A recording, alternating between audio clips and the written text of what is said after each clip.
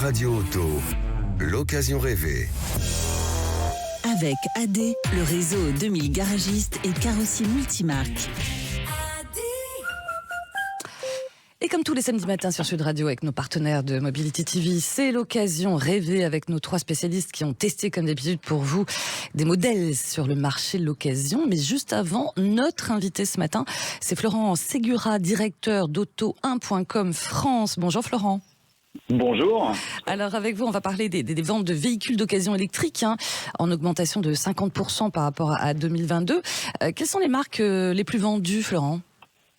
Alors les marques d'une année sur l'autre, finalement, on peut changer. Sur le podium, nous avons Toyota qui est à la première place, Tesla et Volkswagen. Donc le top 3 n'a pas changé en 2022 par rapport à 2021. Le top 10 a lui un peu changé. On note une très belle progression de Mercedes qui passe de la 7e à la 4e place et l'entrée de Renault à la 9e place. D'accord, le top 3 n'a pas changé. Et le top prix alors, ça a évolué ou pas ? Le top prix ? Oui, les prix.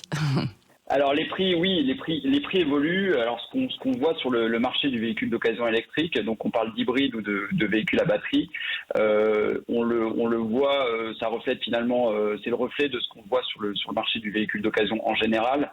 Ce qu'on voit avec notre price index Auto1 que nous publions chaque mois, c'est que le marché du VO a connu finalement 3 phases en termes de comportement de prix ces dernières années. Une première phase qui a commencé avec le Covid et qui est allée jusqu'à l'été dernier avec une hausse continue des prix pendant presque 2 ans et demi. Et un retournement à l'été dernier avec une baisse des prix tout au long du 2e semestre. Donc c'est une tendance qu'on a observée clairement sur le véhicule d'occasion électrique également. Une tendance qui a tendance à changer en ce début d'année puisqu'on note un retour à une stabilisation des prix aussi bien sur le véhicule d'occasion thermique que sur l'électrique. D'accord. Écoutez, merci pour vos lumières, Florent Segura. Je rappelle que vous êtes directeur d'auto1.com France. Allez, c'est la suite de l'occasion rêvée avec nos spécialistes, partenaires de Mobility TV. Bonjour Stanislas Laroumé. Bonjour. Journaliste automobile et fondateur de Ma Voiture Idéale. Bonjour. Jean-Christophe Lefebvre. Bonjour. Journaliste à Flotte Auto et en visio. Bonjour. Jacques Estançon. Bonjour. De VPN Auto à Bordeaux. Alors, messieurs, pour commencer ce matin, vous avez testé donc le modèle Mitsubishi Outlander, l'ai-je bien dit, Stanislas ? Oui, c'est parfait. Alors, je commence par qui Comme vous voulez. Tiens, Stanislas. Voilà. L'Outlander, alors les gens le connaissent moins, mais c'est un concurrent des Toyota RAV4, Honda CR-V, SUV plutôt familial japonais. Comme son nom l'indique, Mitsubishi. C'est un modèle un peu moins répandu sur le marché que ses petits copains Toyota et Honda, mais c'est pas un modèle à négliger. Alors il est arrivé en 2003 en Europe, première génération, deuxième génération en, je sais plus, 2009 ou quelque chose comme ça, et qui était partagé avec PSA, qui avait d'ailleurs un 4007 chez Peugeot, un C-Crosser chez Citroën, avec des motorisations diesel même. Et puis là, on est la 3e génération qui est sortie en 2012, qui n'est plus commercialisée, puisqu'on parle de voitures d'occasion aujourd'hui, et qui a eu un certain succès, notamment en Europe, grâce à sa version hybride rechargeable, qui a été pendant longtemps la voiture hybride rechargeable la plus vendue en Europe. C'est un modèle qui vous a convaincu les uns les autres, Jean-Christophe ? Les premières générations... Pas trop, parce que pas confortable. Oui. Mais la dernière génération, jusqu'à il y a 2 ans, ou 1 an même, très séduisante parce que extrêmement bien motorisée, puissante, silencieuse, confortable.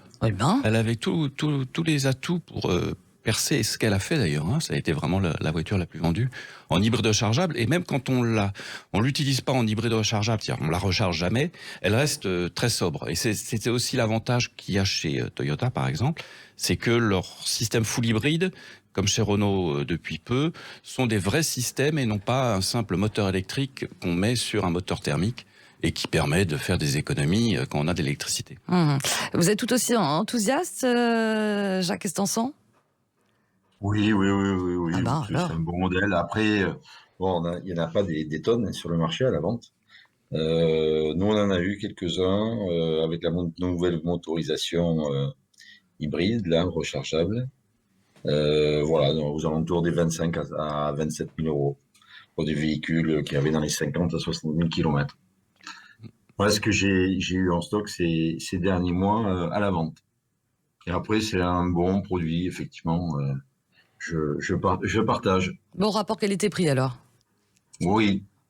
Ça s'adresse à quel type de clientèle? Famille nombreuse, un petit peu, des gens qui ont besoin de monospace, Ouais.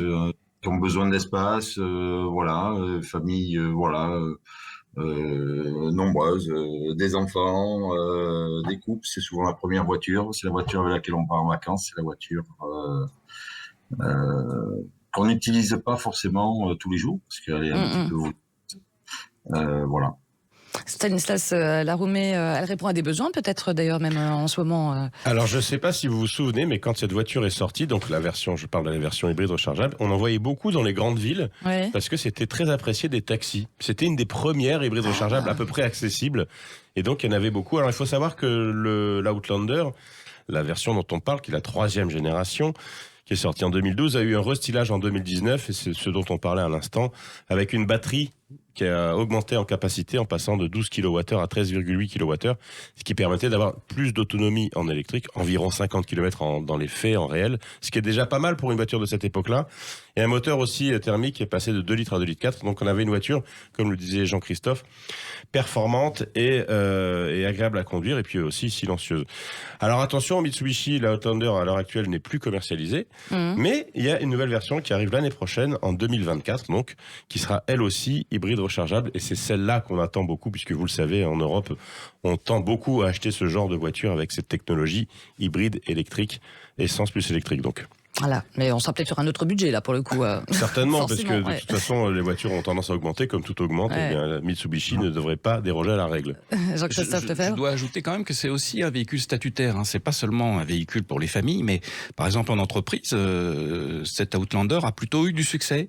Alors que Mitsubishi, c'est un tout petit constructeur, mais beaucoup d'immatriculations en entreprise parce que c'est un véhicule qui a de la classe, en plus solide et réputé. Mitsubishi a une longue tradition de véhicules solides.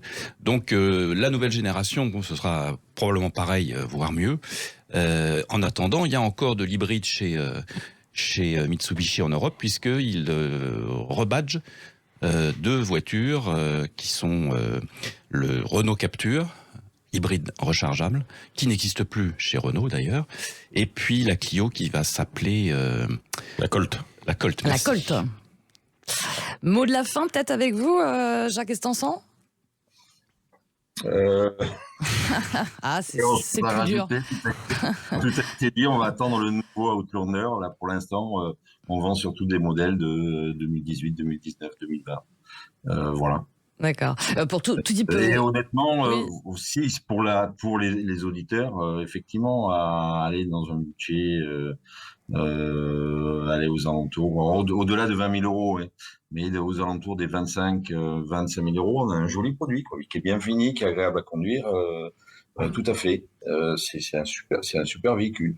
Après, tout le monde ne se dirige pas vers le Mitsubishi Outlander. Il y en a d'autres qui préfèrent prendre des marques plus généralistes. Mais si on sort de ce principe-là, moi je le conseille vivement, quoi. C'est bien équipé et la motorisation est agréable. Et ben voilà, c'est un coup de cœur partagé par vous trois, la Mitsubishi Outlander. Allez-y, Outlander, qui existe aussi en diesel. On oublie le diesel, mais il existe en diesel beaucoup moins cher, à partir de 9 000 euros. Bon, et ben voilà, c'est dit. Merci beaucoup Stanislas Laroumé. Mais je vous en prie. Merci Jean-Christophe Lefebvre. Merci. Et merci Jacques Estançon. Et on se retrouve dès demain sur Sud Radio à la même heure pour Essais croisés. Merci messieurs.